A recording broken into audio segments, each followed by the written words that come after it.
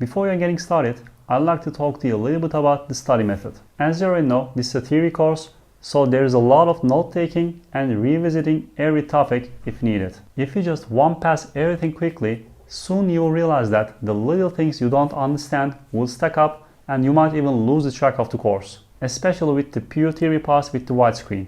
So don't be afraid to watch them more than one time and taking notes. If you see me with my ways, that means you need to grab yours as well. Try to go step by step and try to internalize everything that we do. Also, you need to be able to play the fingerstyle bass to some degree to play along. By all means, this course is not a fretboard mastery course, so there will be no shenanigans on the technical side, but playing the fingerstyle bass essentially will help you on the course. It's always a good idea to use the piano keyboard to visualize things. Every key in keyboard corresponds to different pitches, and those pitches are named after the first 7 letters of the English alphabet, starting from C, D, E, F, G, A, B, and C again. Notes on the piano keyboard gets higher when we move to the right hand side and gets lower when we move to the left hand side. Same deal of course applies to bass as well. When we play the C note in the middle of the keyboard, which is called C4, and take it as a reference, when we move to the right hand side and find the next C note, it's called C5. Similarly, when we move to the left hand side and find the next C note, it's called C3. The distance between those each C note is called an octave, and every note in between is in that same octave register. Octave is an interval, and the same naming can be used for every note on the keyboard as well. For example, if you find the D note right next to C4 note, it's called D4. If you take a D note and move to the right hand side and find another D, every note in between is in that same octave register, and those two notes are 1 octave apart. When we have a look at the piano keyboard, we see 12 notes in each octave. Similarly, if we take any open string, the 12th fret, the double dots on your keyboard, on your fretboard, is 1 octave apart. The distance between each adjacent note on the piano keyboard is called half step. Similarly, on the bass fretboard, 2 frets right next to each other is also half steps. 2 half steps together makes a whole step, meaning that we skip 1 fret and play the other one. Black keys on keyboard are indicated with signs called accidentals. Sharp accidental, which you put in front of the note on the notation, makes the note half step higher. For example, the note half step higher than the C is called the C sharp. Notice that the note B and E doesn't have any black key on the right side of them, so they don't get any sharps. Flat sign makes the indicated note half step lower. For example, the half step lower note than the D is called the D flat. Again, the same notes C and F doesn't get any flats. Staff is a set of 5 horizontal lines and 4 spaces that are between each other. Each represent a different musical pitch. Clef is a musical symbol used to indicate which notes are represented by the lines and the spaces on the musical staff. Notes become higher when we go up on the staff and becomes lower when we go down, when we go lower on the staff. If you want to place any notes outside the range of staff, we can do that using some extra lines called ledger lines. Let's have a look at the bass clef. Bass clef makes the note on the fault line F. You see those double dots? Those double dots make the adjacent line in between them F. With that information, we can place other notes on the staff as well. Notice that we are using only one ledger line on the lower side of the staff. The reason we are not going any lower than this is the regular 4-string bass has E for their lowest note, so that E represents the lowest note of a regular 4-string bass, which is E. We have already talked about that there are 12 notes in an octave, hence the Western music has 12 notes. We can place those notes in a step, of course. Starting from the C, we can go up or we can go low. Notice that when we are going up, we are using the sharp accidental. When we are going lower, we are using the flat accidental. Standard bass consists of 4 strings. From going high to low, those strings are tuned as follows. The first one is tuned as G, second one as D, third one as A, and fourth one as E. We already know that each fret right next to each other is half step away from each other. Also, the first fret of any string is half step higher than the open string. Now, the thickest string on our bass is the E string. Let's write down the notes on the E string using the principle of frets being half step away from each other. If the open string is E, we already know that E note doesn't have any sharps. So the first fret of the E string is F, second fret is F sharp, third is G, and so on and so forth. Notice that the 12th fret of that E string is also E. After the 12th fret, we get the next octave group, so the notes repeat itself. Of course, those notes have some correspondence with the staff. The lowest note on our bass is E. We have already talked about that. If we add one ledger line on the lower side of the staff, we get the lowest note of our bass, which is E, which is the open string. And we can place other notes as follows. We can use that technique with any string of our bass. If we know the open string, we can count with half steps and whole steps and find all the notes on our instrument. Again, after the 12th fret, the instrument gets to the next octave range and the note names repeat itself. Our bass strings corresponds to different notes and different octave groupings on a piano keyboard. Let's have a look. The E and A strings corresponds to the 4th and the 3rd string, corresponds to 2nd octave grouping in the piano keyboard. The D and G strings corresponds to 3rd octave grouping in the piano keyboard. Let's have a look at the notes on our fretboard. First thing you need to do is memorizing the open strings, of course. Starting from the thickest, E, A, D, and G.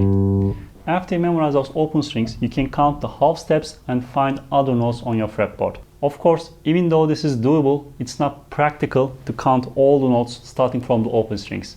So what you need to do is finding other reference points on your fretboard. Now we have some common patterns on our fretboard which can help us memorizing the fretboard faster. First thing we need to memorize is every note on our fretboard is exactly the same pitch with the 5 half steps apart note on the lower string. For example, if you take the 5th fret of the G string, the C, and go 5 half steps higher, 1, 2, 3, 4, 5, and go 1 string lower, that note, the 10th fret and the 5th fret of the G string and the 10th fret of the D string is exactly the same note. You can't even tell them apart because they're the same pitch. C, another C, exactly the same pitch. Another thing you need to learn is the octave patterns if you want to learn the whole fretboard. Octaves have exactly the same note names, but they are double the frequency. They are 1 octave apart. For example, the first thing we need to learn is if you take any open string, the 7th fret of the higher string is 1 octave apart. Open E, 1 octave higher E. E, A, D, and D. Another common octave pattern is if you take any note, let's take C at the 3rd fret of the A string. If you go 2 strings higher and 2 frets higher and play that note, in this case the 3rd fret of the A string and the 5th fret of the G string, they're exactly 1 octave apart. C, C.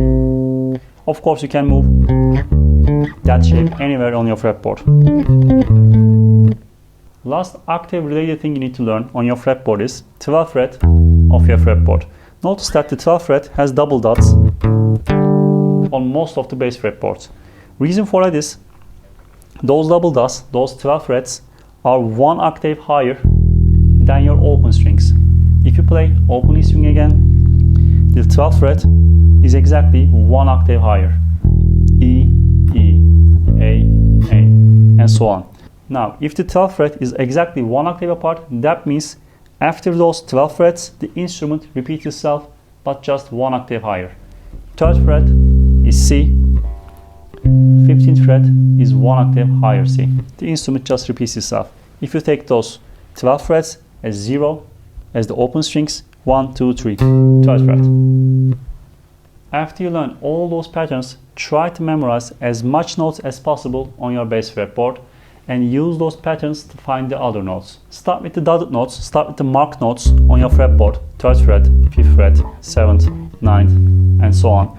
If you learn those note names, for example, again, if you want to know which note is the 8th fret of the A string is, if you know that the 7th fret is E, if you know that your open string is E, you already know that 7th fret is 1 octave higher, another E, you can count 1 half step and F.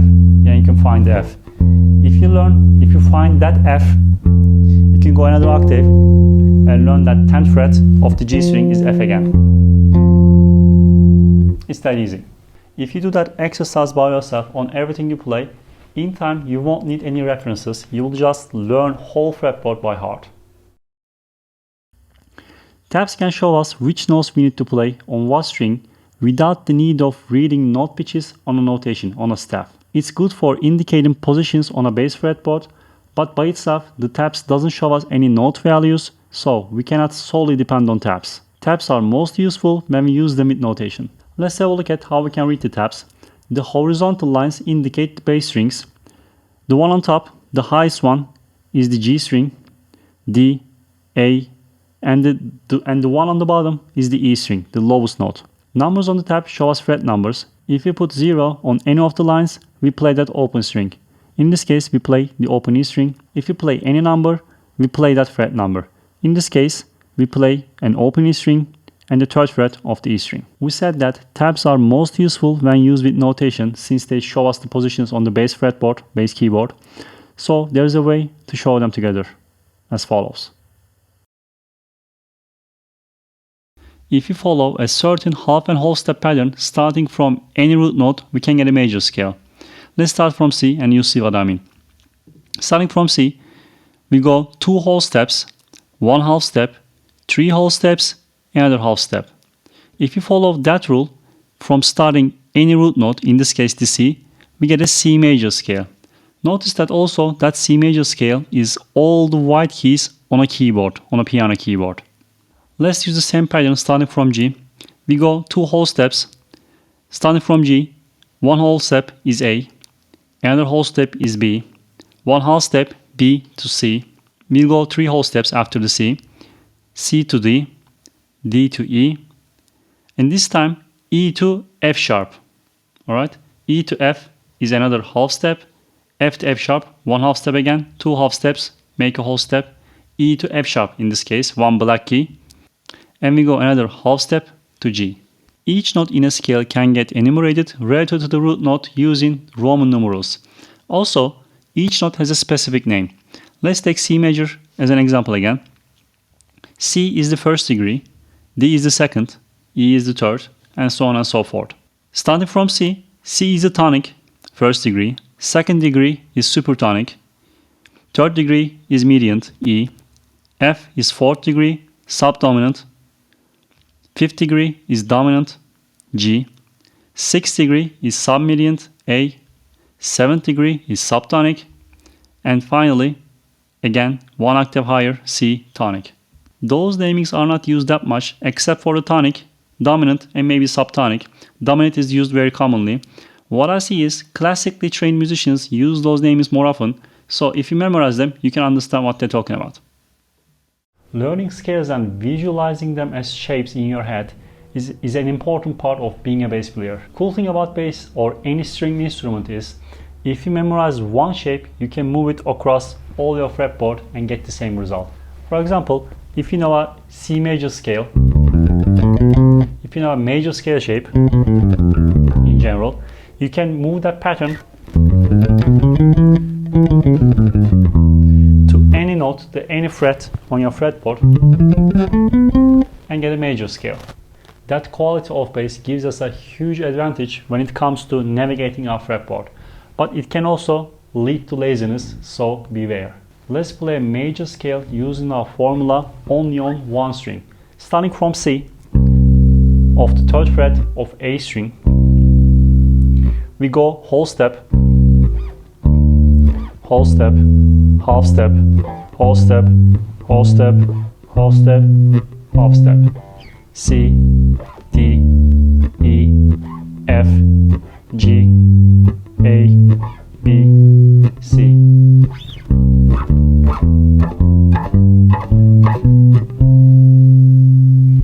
Again, of course, we can move that shape to any root note. Starting from G, we can play a G major scale on only one string. Of course, playing a major scale, playing any scale, using only one string is not practical in most of the cases, but it can help us navigating the fretboard learning the note names, and it will be a foundation of future concepts of music theory. Now let's play the C major scale using different strings. We'll start from C again, of the 3rd fret, as our root note. We'll play the 5th fret of the same string, A string, D with our pinky, middle, pinky, 3rd fret, 5th fret, C, D, alright? Then we'll play the 2nd fret of the D string with our index finger, 3rd fret with our middle finger, pinky, 5th fret.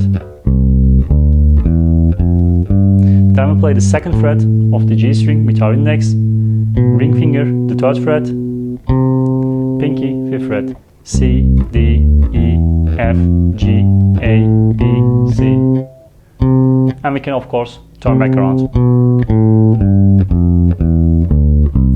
Ascending pattern, descending pattern. Of course again we can move that shape to any root note we like. A major scale, I don't know, F major scale, any note you like. Playing a scale using different strings compared to playing them only on one string is exactly the same thing music theory wise, but it's practical when it comes to writing bass lines to use those kind of shapes and using all 4 of your strings if you can. Then again, that 2nd fret of the D string, for example, is exactly the same note with that 7th fret. So play them both and try to cite the note names as you go. First, let's learn the formula, the half step whole step formula of forming a minor scale, then play that on our bass. Exactly the same thing with it with the major scale. The formula is 1 whole, 1/2, 2 wholes, 1/2 and 2 wholes. Let's start from the 5th fret of the E string this time, the A. 1 whole, 1/2, 2 wholes, 1/2 and 2 wholes.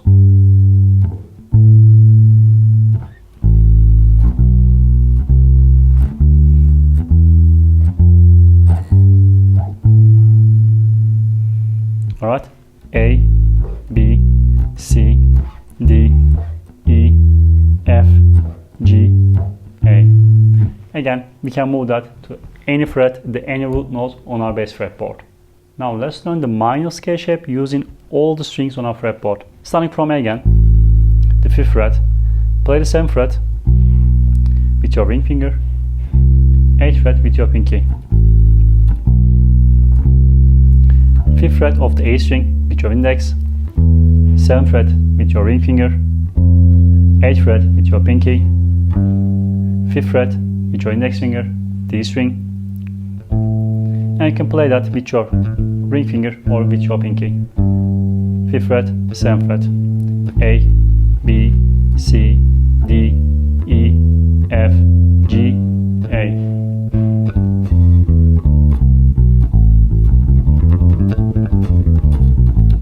You might have realized that the note names of the C major scale is exactly the same thing with the A minor scale. The difference is only the order. Regarding to this, there is one more term we need to learn, which is relative major and relative minor scales. The minor scale constructed from the 6th degree of a major scale is the relative minor of that major scale. Again, starting from C, 1, 2, 3, 4, 5, 6. That 6th note is C, D, E, F, G, A. The minor scale constructed from that A note, we can play that A note 1 octave lower here as well. The minor scale constructed on that A note is the relative minor of that C major scale. Again, the same deal applies on the other way around as well. That C major scale is the relative major scale of that A minor scale. That deal of course applies to all the major and minor scales. If you have a look at the G major scale as an example, 1, 2, 3, 4, 5, 6, E. The minor scale, starting from any E note, is the relative minor of the G major scale.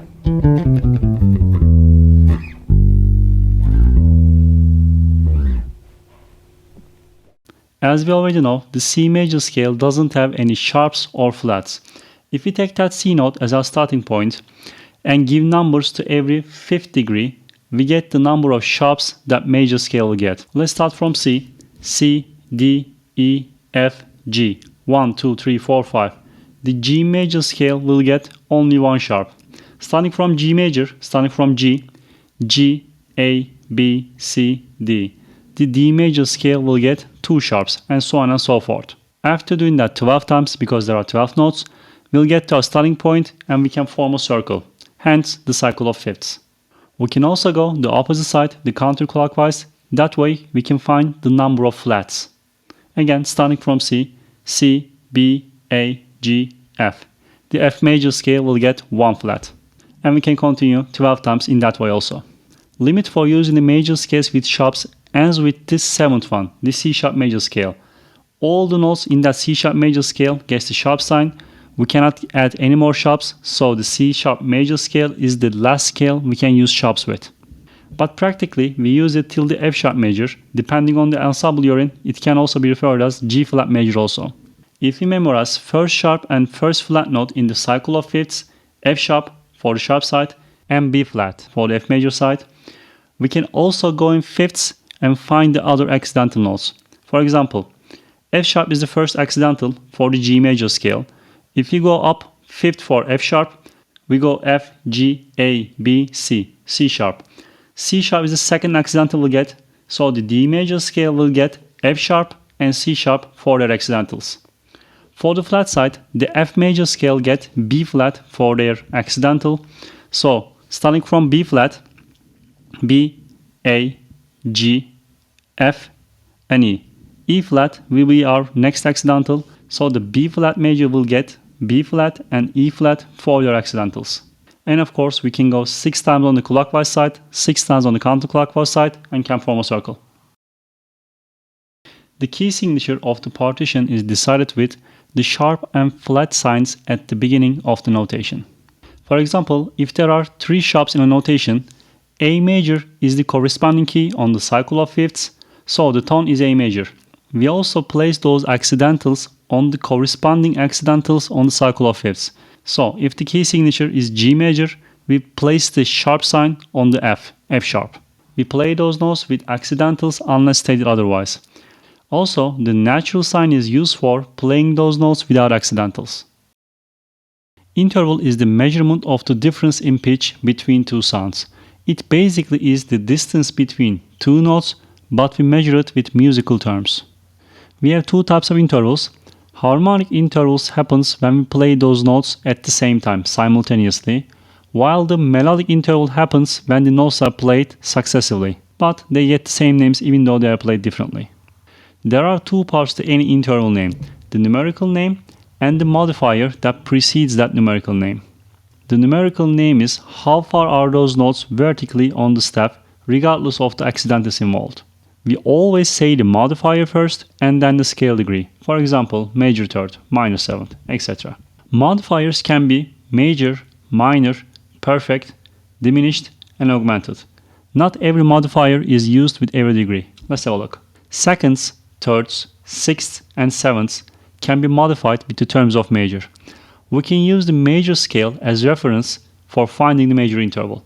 For example, if you want to find the major third of the root note C, we can take the C major scale and find the third note, C, D, E. That E note is the major third of the root note C. We can do that with any root note using that specific major scale. Again, if you want to find the major third of the E note, we take the E major scale and find the third note. More importantly, instead of memorizing all those scales, we can use our fretboard shapes as reference. If you know your simple major scale shape, you can use that with any root note and find the intervals. Another method is counting the distance between 2 intervals in terms of whole notes and half notes. This way, you don't need to have your bass with you or memorize any scales. Let's have a look at the distances in major intervals. The major second degree has a distance of 1 whole step. Major third has 2 whole steps. Major sixth has 4 whole steps and 1 half step. Major seventh has 5 whole steps and 1 half step. If a major interval is half step smaller, it becomes a minor interval. we will subtract the half step from the major intervals distances. Let's have a look at the minor intervals distances. Second degree has a distance of 1 half step. Third degree has 1 whole step, 1 half step. Sixth degree has 4 whole steps. And seventh degree finally has 5 whole steps. Perfect intervals are quite easy to identify because they occur in both major and minor scales. Unisons, fourths, fifths, and octaves are perfect intervals in both major and minor scales. Let's have a look at the distances. Unisons has a distance of 0 because they are basically the same note. Fourths have the distance of 2 whole step and 1 half step. Fifths have the distance of 3 whole steps and then 1 half step. Octaves have the distance of 6 whole steps.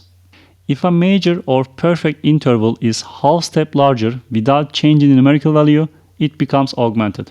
For example, if we have a perfect fifth and we make it larger by half step, 1 half step, it becomes an augmented fifth. We can also call it the minor sixth, but we don't want to change the numerical value. We still want to call it as a fifth, so it becomes an augmented fifth. Notice that one interval can be called with many different names. It kind of changes of what kind of scale we are in. Now, the diminished intervals are quite the opposite of the augmented intervals. If a minor or perfect intervals are half steps smaller without changing the numerical value again, the interval becomes diminished. If an interval is bigger than an octave, it's a compound interval. We name it by adding 7 to that size value of that interval, which it makes with the higher octave pitch. For example, if an octave is the fifth of the higher octave pitch, it becomes 7 plus 5 the 12th. We can also invert the intervals. We do that by putting the bottom pitch on top of the top one. For example, if an interval is C to G, it becomes G to C. Numerical value of an interval can be calculated by subtracting the old value from 9. If an interval was second before the inversion, after the inversion it becomes a seventh, 9 minus 2. Also, the modifiers change after the inversion, with the exception of perfect intervals. Major becomes minor, minor becomes major, augmented becomes diminished, and diminished becomes augmented. Perfect intervals stays the same.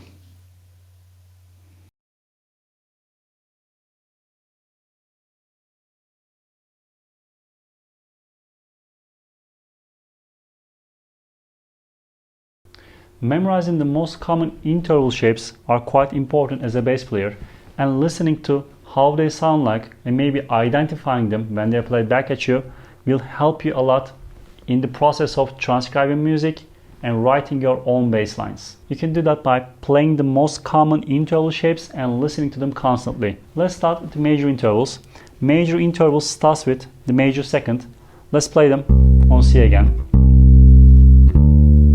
Major second is the 5th fret, the D, 2 half steps or 1 whole step, that you usually played with index and pinkies. Sometimes you can play that with your ring finger as well. Major third, the E, that usually played with middle and index fingers. You can also play that 2nd fret at the 7th fret of the A string, but that requires a position shift, a jump. So that one is more common way to play major third.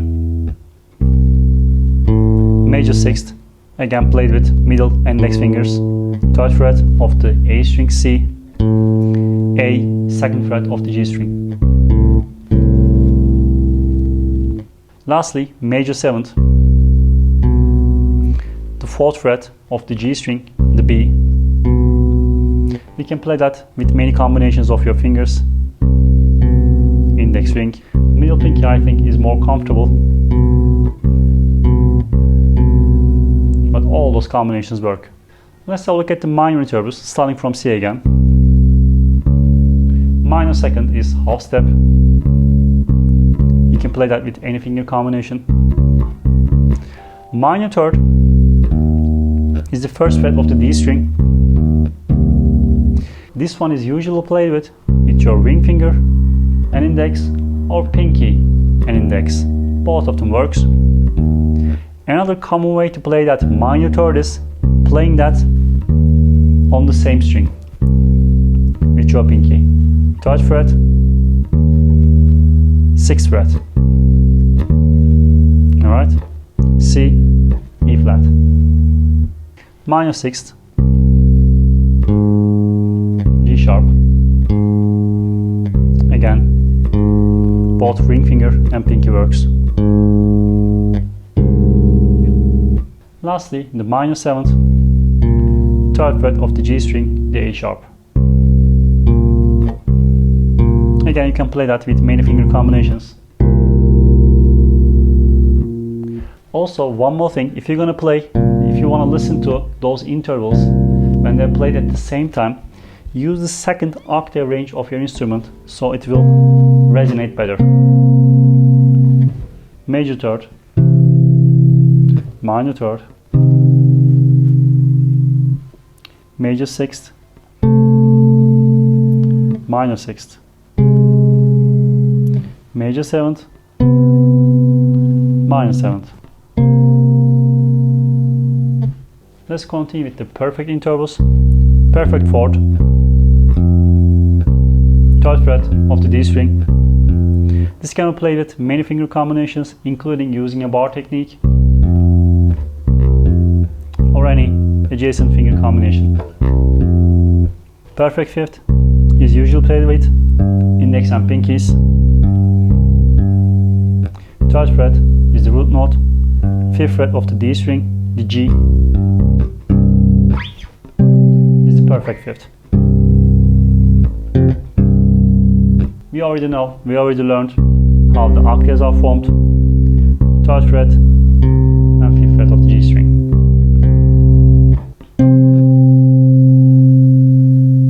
Most commonly used augmented intervals are augmented fourth and fifth. Augmented fourth, tritone. You can play that with your index and middle fingers. Fourth fret of the D string, the F sharp. And of course the augmented fifth.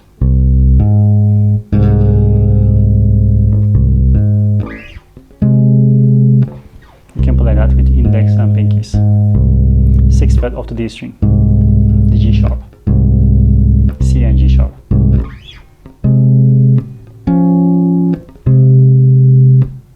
Diminished fifth will be the most common diminished shape you will encounter, probably the only one. Again, it's the same with the tritone, the augmented fourth, diminished fifth. Same deal applies. Next step is the compound intervals. They are basically the same, but one octave higher.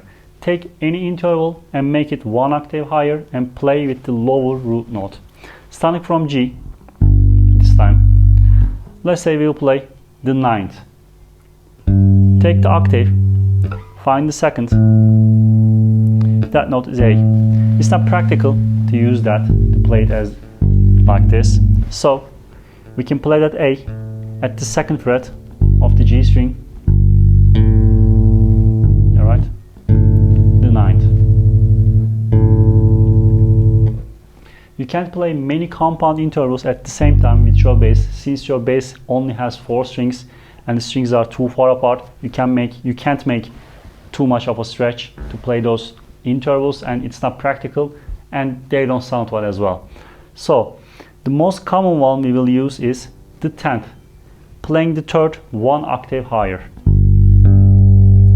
Major third. Okay, you can play that with your middle fingers and pinkies, which is the 4th fret of the G string. The third is one octave higher. You can also play that with your index, ring and index pinkies. Alright. Minor third, minor 10th is, find the minor third of the one octave higher root note. There you go. Index and middles. You can also bar. Middle and ring finger works as well. That works as well. Alright. Minor third, one octave higher. Play that with the lower root note.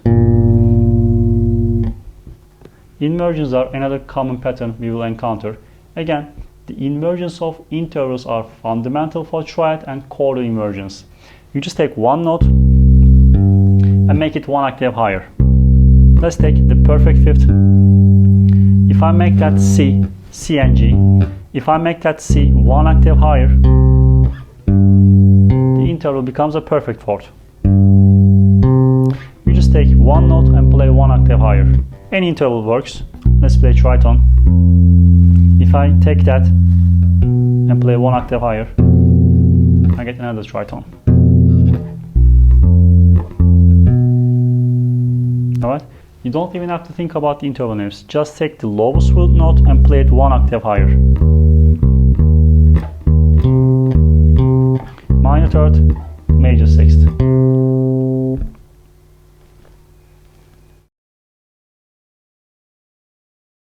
You need to learn the intervals of a major and minor scale by heart. You can use the scales and take them as a reference and identify the intervals, or you can go other way around, memorize the shapes of the intervals, then cite them when you need them. My recommendation is memorizing those scales and learning the intervals inside of them are more important as a beginner level. After you learn your scales, then concentrate on the individual intervals.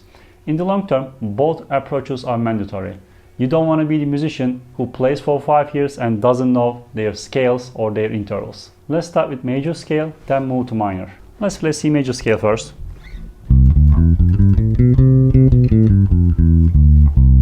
Now we will identify those intervals with respect to the root note. Starting from C, the second of a major scale is major second. Alright? Third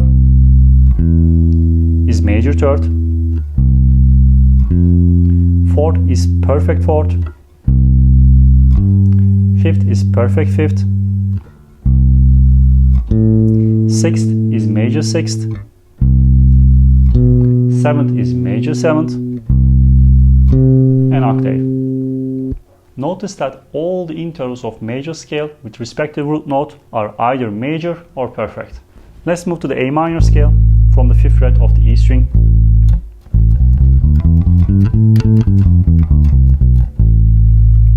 Second is major second, not minor second. That part is important. Third is minor third. Fourth is perfect fourth. Fifth is perfect fifth. They are both the same with the major scale. The perfect intervals are the same with the major and minor scales, as you already know. Sixth is minor sixth. Seventh is minor seventh. And octave is a perfect interval and is the same with the major scale. With respect to the major scale, the second interval is major in both of those scales. Then the perfect intervals are the same. Others are minor in the minor scale. Chords in the most basic sense playing 3 or more notes simultaneously, usually built by superimposed thirds, meaning that we have a root note and we go up in third intervals. Chords are named after their root notes and the quality of the intervals that are formed in the chord. Triads are the most basic form of chords, which are 3 notes that are stacked in thirds, meaning that we have a root note, we go up a third, we have a third, and we go up another third, and we have a fifth. Triads are named after the thirds they contain. We can group them as major, minor, augmented, and diminished, just as intervals. Now, the major triad consists of one major third and then one minor third, meaning that we have a root note, we go up a major third, and then we go up another minor third. Minor intervals, minor triads are just the opposite. We have a root note, we go up a minor third, and then we go up a major third, just the opposite. Diminished are minor plus minor, minor thirds. Augmented are major third plus major third. Let's form the triads with those knowledges. Again, there are 2 approaches, using the scales or using the minor and major third patterns. Let's start with the latter. The rule for forming major triads are taking a root note, adding a major third, then a minor third. Alright, C, E, G. Again, playing them only on one string is not practical. So take a root note, C, major third, E, then a minor third. If I take the C on the 8th fret of the E string, major third, minor third. Alright? Again, I can take those shapes and move it all across the fretboard and form a major triad. You can go both ways. For example, if someone wants you to play a B flat triad, B flat major triad, first find your B flat, then just use that shape. And if you know your fretboard well, you can cite the note names as you go. B flat, D, F. It's that easy. The rule for forming minor triads are just the opposite. First comes the minor third, then the major third. Alright, C, D sharp, and G. Notice that the different note here is D sharp, G is the same, both perfect fifth in both of the cases. C, D sharp, G. G's are the same. So the identifying interval for major and minor triads are the third. Okay, for major, minor.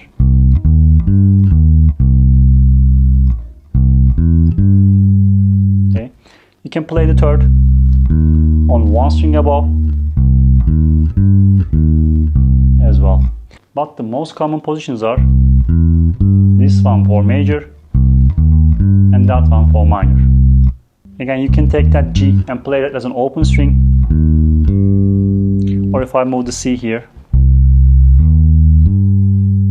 minor, major.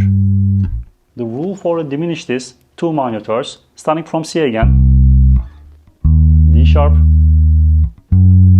then the F sharp or G flat. The 5th degree is diminished this time.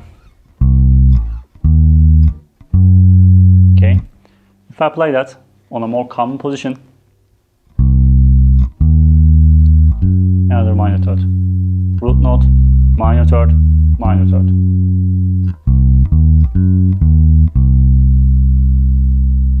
Also, you need to hear the difference between those triads as well. Major sounds happy, minor sounds sad, diminished sounds kind of dark and sad, darker than minor for sure. Major happy, sad, kind of dark. Again, let's play the C here. It's gonna be stretch, minor third, another minor third. Rule for the augmented is two major thirds, C, E, G sharp this time. C, E, G sharp. 5th is augmented. 3rd is the same with the major one, but the 5th is different. That means 5th is the identifying interval of an augmented triad compared with the major. Major. Again, more common position, C, E, G sharp. You can make that stretch, or you can play the 3rd at the 7th fret on the same string and play your augmented triad. Compare with the major.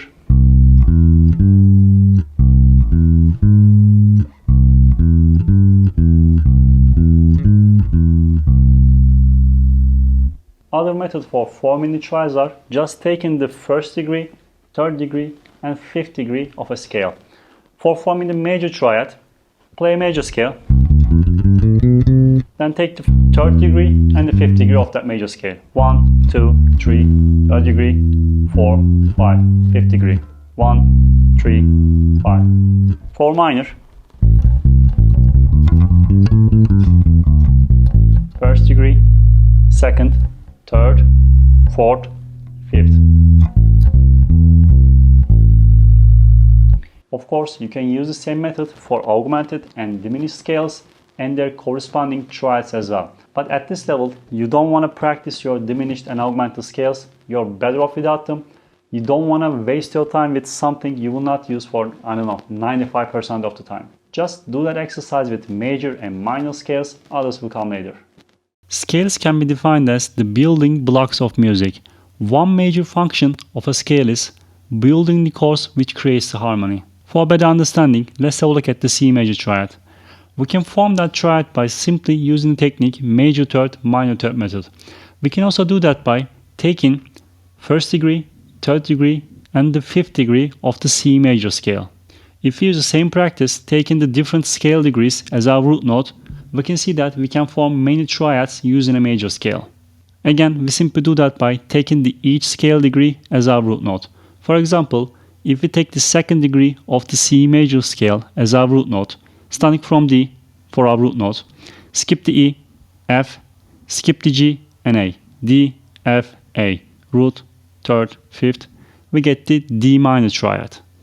We know that it's a minor triad because from D to F there is a minor third, from F to A there is a major third. Minor plus major is minor triad. If we do that with different scale degrees, we see that first degree is of course major, second degree is minor, D minor for C major scale, third degree is E minor, fourth degree is F major, fifth degree is G major, sixth degree is A minor, and the seventh degree is B diminished. You should know that they are all the same with every major scale. Again, if you form a triad starting from a third degree, it's a minor. Starting from the fourth degree, it's a major. You should memorize that it's all the same all around the 12 keys. Also, the Roman numerals are standard when it comes to naming those scale degrees and triads. We can also use upper and lower cases with Roman numerals to identify the major and minor qualities. The major and minor qualities of a triad can be defined with the third degree of that triad. If that third degree is major, that triad has major quality. If it's minor, it has a minor quality. Major triads and augmenters have major qualities, minor triads and diminished have minor qualities. Now again, we can use Roman numerals to identify major and minor qualities by simply using upper and lower cases. Upper cases for major qualities, lower cases for minor qualities. Memorizing which degree of a major scale has major, minor, or diminished triads is mandatory when it comes to writing bass lines over chord progressions. Most of the time, people won't even give you chord names. They will just give you Roman numerals and expect you to play the right notes. So memorizing them can really save your life in a gig or a recording situation. Let's have a look at every triad in a major scale. You need to be able to play a major scale using only one string, and knowing the note names on your fretboard will help as well. Starting from C.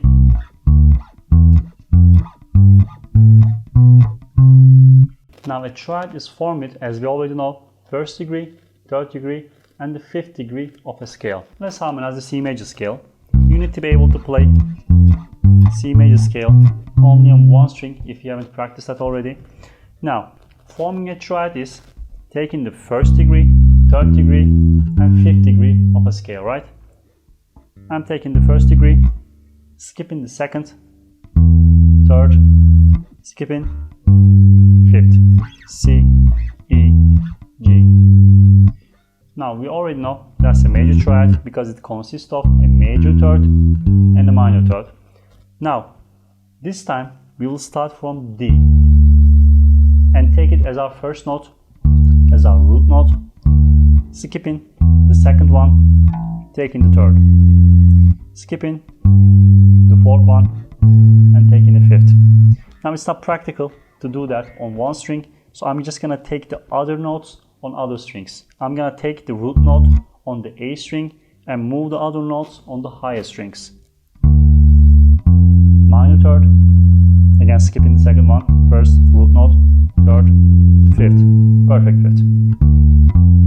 That degree is a major, so minor third plus major third is a minor triad.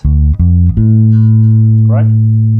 Now, for the third degree, taking the E as our root note, skipping the F, taking the G, alright, skipping the A, and taking the B. Another minor triad. Minor plus major is a minor triad. Fourth degree, starting from F, skipping the G and taking the A. This one is a major third, skipping the B and taking the C. Starting from 4th degree forms a major triad. Major plus minor is a major triad. Starting from G, skipping the A and taking the B and taking the D.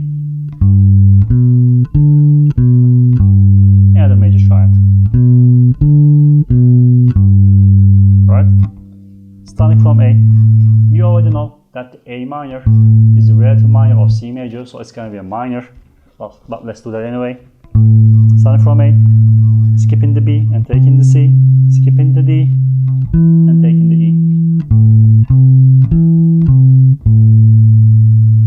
Now, the 7th degree is going to be different. Starting from B, skipping the C and taking D, skipping the E and taking F. Minor third plus another minor third is going to be a diminished. Right? So the 5th is diminished 5th.